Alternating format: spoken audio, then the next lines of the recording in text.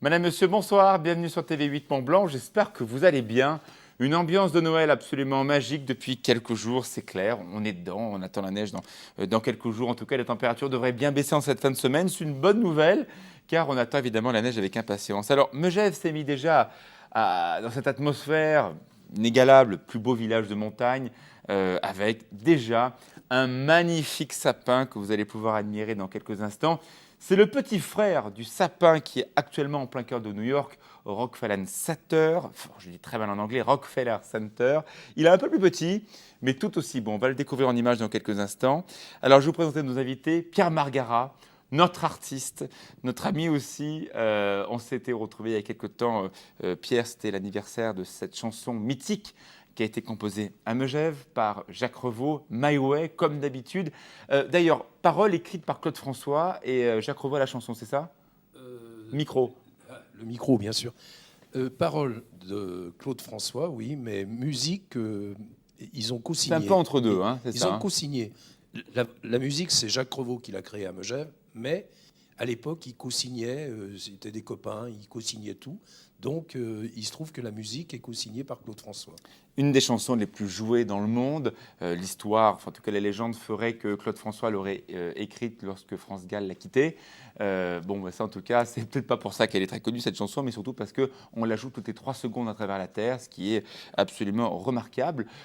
Pierre, comment s'est passé le travail avec Jacques Revaux autour de cette sculpture qu'on a dévoilée à Megève il y a quelques temps, qu'on va voir en images dans quelques minutes. Mais un petit peu, ça s'est travaillé comment tout ça? Oh ben, moi, Jacques m'a laissé complètement libre dans la façon d'imaginer la sculpture. Ouais. Il a vraiment... Quelle fête!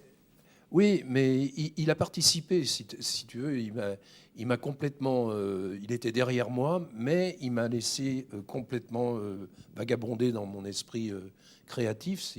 Alors, elle est où, cette sculpture magistrale qu'on a pu découvrir au mois d'avril? Ah ben, elle se balade, là, elle était à Saint-Tropez. Elle fait la tournée comme non, une star. bah ouais, non, mais elle était au polo de Saint-Tropez, enfin à Gassin exactement. Et maintenant, elle est dans un atelier pour qu'on puisse, de ferronnerie, pour qu'on puisse prendre toutes les cotes pour la sculpture définitive. Qui sera évidemment magnifique. Qui et sera où alors? Elle sera à quel endroit? À Megève, bien entendu, Ben tu oui. le sais, mais là où la chanson a été créée. Vers le passage des Saints-Rue, là, vers le Loge Park de Et là où on fait effectivement de la musique très souvent, c'est un des rares clubs de jazz qui existe encore en France. Alors Pierre, tu restes bien avec nous. Dans quelques minutes, on va redonner un petit peu les itinéraires de cette chanson incroyable, cette culture qui a été inaugurée de manière magistrale, c'était il y a quelques temps. On va découvrir dans 2 minutes le reportage sur ce sapin. Antoine Allard, bonsoir. 3e génération de Bonsoir. Du fuseau. Il y a eu le grand-père, le papa, maintenant le fils, autour de cette façade qui représente à elle seule l'image de Noël. Ça a toujours été éclairé comme ça, la façade Allard? Bah, c'est vrai qu'historiquement, aussi bien papa qui m'a transmis le virus, donc moi-même, Ouais. on a un grand plaisir et chaque année à essayer d'innover et de décorer la façade de Mais notre quand vous boutique étiez petit, sur la c'était place comme du ça village. aussi? C'était aussi éclairé? Oui. Ouais. Il y a toujours eu beaucoup d'éclairage sur la façade. Comme je vous le dis, c'est une passion, c'est une des passions de papa qui m'a transmise. Ça, c'est clair. Et les ampoules, la lumière, ça a toujours fait partie effectivement de la maison Allard. Les géraniums l'été, plus d'éclairage l'hiver. C'est l'esprit de Noël aussi, c'est important ce côté, parce que bon, voilà, c'est aussi un monument. On voit bien les gens quand ils sont sur la place de l'église, ils se photographient du côté là où c'est éclairé, parce que ça donne aussi dans l'ambiance. Les gens sont sensibles à ça, ils vous le disent? Oui, mais c'est pas seulement Noël, hein, c'est l'hiver, c'est la fête, c'est Megève. Ouais. On vient pour prendre du bon temps à Megève, et c'est vrai que le fait d'être dans un décor habillé, illuminé, c'est important. Et donc ce n'est pas seulement Noël. C'est vrai que l'inauguration, c'est souvent à Noël parce que c'est le début de l'hiver, mais c'est important. C'est important. Tout l'hiver. Et même l'été, on éclaire la façade de façon différente parce que les décorations vont être différentes. Puis, On va évidemment, il y effectivement- a les géraniums qui sont au milieu. Donc Voilà, sont de la place. mais on éclaire les géraniums aussi. On éclaire la façade différemment l'été que l'hiver. Mais l'éclairage, c'est extrêmement important, aussi bien d'un point de vue commercial Et c'est un vrai que d'un savoir-faire. point de vue... C'était la fête des Lumières à Lyon jusqu'à mardi dernier. une énorme fête où effectivement les Français font un travail remarquable de mise en valeur de ces monuments. Bien entendu, vous avez vu les différents reportages. Je vais présenter notre troisième invité, Didier Prévost, responsable de la boutique Swarovski de Megève. Mais juste auparavant, on va voir un petit peu à quoi ressemble ce sapin voisin de celui qui est installé en plein cœur de New York, au Rockefeller Center. Regardez tout de suite en avant-première ce sapin éclairé de 1000 feux à Megève. Depuis des années, la façade du magasin à Allard s'illumine de 1000 feux, un choix totalement assumé par Jean-Paul Allard. Un jour, c'est mes enfants, ça, on était en Asie et j'ai acheté plein de petites guirlandes lumineuses en été. Elle me dit, tu ne veux pas mettre ça l'été? Je dis, mais regardez les palmiers à Bali. Ils sont éclairés avec ces petites guirlandes en été. Donc, c'est la fête tout l'hiver. Quand on est en vacances, il faut que les gens soient dans un lieu privilégié. Et cette année, le sapin qui trône place de l'église est plus beau que jamais. Un sapin qui a été entièrement décoré par Swarovski, le cristallier de référence. Le cahier des charges était de garder, on va dire, l'ADN de ce sapin, de garder un côté naturel et de le décorer uniquement avec du cristal et des éléments très simples. On ne voulait pas quelque chose de surchargé.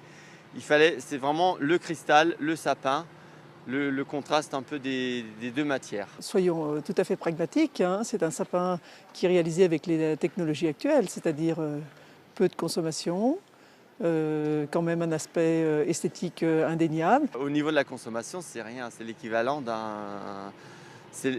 Je crois que c'est l'équivalent d'un gros radiateur chez vous. Le sapin de Megève est le petit frère de celui installé chaque année en plein cœur de New York au Rockefeller Center. Un sapin plus beau, mais aussi plus écolo grâce à la nouvelle technologie. Swarovski tous les ans décore des grands événements. Il y a eu jusqu'à un sapin de 27 mètres en Australie. Et il y en a un tous les ans au Rockefeller Center depuis 5 ans. Et c'est la première fois en France où Swarovski décore un sapin d'une telle importance. Et c'est Megève qui a été choisi. C'est aussi l'élément intégrant du paysage, c'est le sapin. C'est la fête aussi. C'est une fête qui veut dire la famille qui se rassemble, les amis. C'est plutôt cette symbolique-là, la lumière et les retrouvailles. Le sapin de Megève pourra être admiré pendant les fêtes de Noël, bien entendu, mais aussi pendant tout l'hiver, jusqu'au mois d'avril prochain.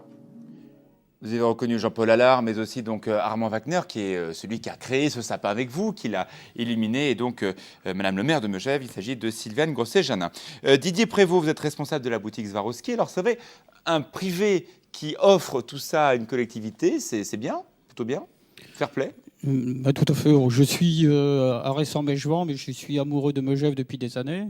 Bon, on a le bon exemple de mon voisin, de Jean-Paul Allard, de son fils, puisqu'il y a une pérennité dans ce secteur. Et on voulait absolument nous apporter notre contribution. On en a parlé à Swarovski, qui a l'habitude d'illuminer les fêtes de fin d'année dans des grandes villes. Et ils ont été très rapidement partie prenante, sachant que... Alors pourquoi ce choix? C'est des très très grandes villes, hein, New York, on l'a dit l'Australie aussi, et Megève, très grand village, une belle station. Mais là, c'est autre chose.